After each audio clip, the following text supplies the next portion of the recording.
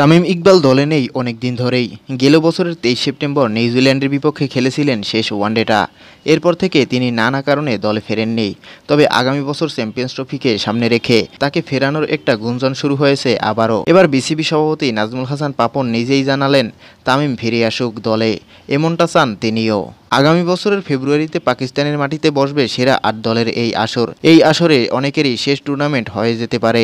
তামিম ইকবালও হতে পারেন তাদেরই একজন।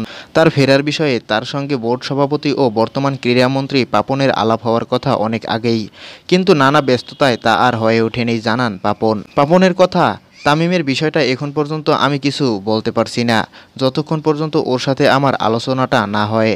তবে এরপরও পাপন চান তামিম দলে ফিরুক। তার কথা, তারপরেও আবার যেদিন বিপিএল শেষ হলো তার পরের দিন একটা মেসেজ পাঠালো যে আমি দেশের বাইরে যাচ্ছি, এসে আপনার সাথে যোগাযোগ করব। এরপর আর যোগাযোগ হয়নি, যেটুকু হয়েছে নাফিস ইকবালের অসুস্থতা নিয়ে। তবে আমরা চাই ও ফিরে আসুক।